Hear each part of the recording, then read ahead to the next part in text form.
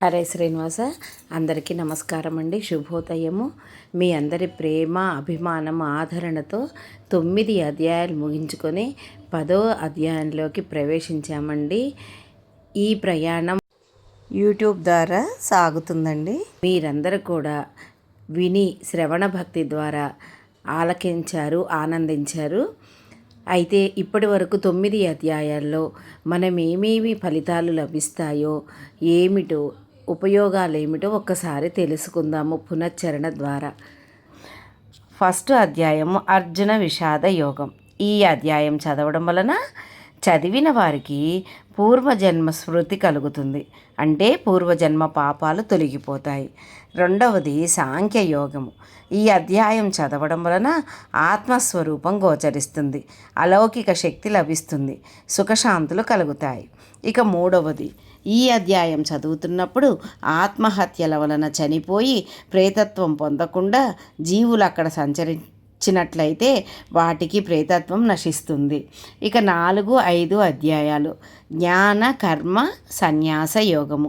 ఈ అధ్యాయాలు చదువుతున్నప్పుడు విన్న చెట్లు, పశువులు, పక్షులు కూడా పాపం నశించి ఉత్తమ గతిని పొందుతాయి. 4వ అధ్యాయం వలన భయద్వేషాలు, 5వ అధ్యాయం వలన మహాపాపాలు తొలగిపోతాయి. ఇక 6వ అధ్యాయం ఆత్మ సంయమ యోగం. ఈ అధ్యాయం చదివిన వారికి అన్నదాన, గోదాన, విద్యాదాన ఇలా సమస్త దానాల ఫలితం లభించి విష్ణు సాయుధ్యం పొందుతారు, అంటే జ్ఞానసిద్ధి కలుగుతుంది.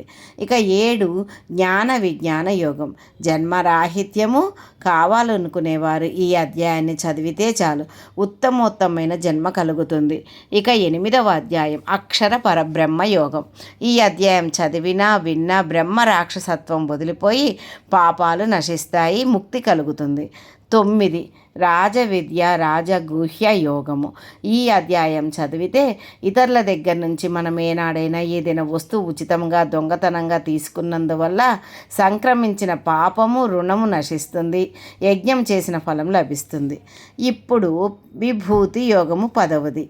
ఈ అధ్యాయం చదవడం వలన ఆశ్రమ ధర్మాలన్నీ సక్రమంగా నిర్వహిస్తే ఏ విధమైన పుణ్యం వస్తుందో ఆ పుణ్యం వస్తుంది, జ్ఞానవృద్ధి లభిస్తుంది, మహా ఐశ్వర్యం లభిస్తుంది. ప్రతినిత్యము యూట్యూబ్ ద్వారా ఒక శ్లోకము, ఒక తాత్పర్యము ఇవ్వబడుతుంది. మీరు సబ్స్క్రైబ్ చేసి శ్రవణ భక్తి ద్వారా ఆనందించగలరు. జై శ్రీకృష్ణ.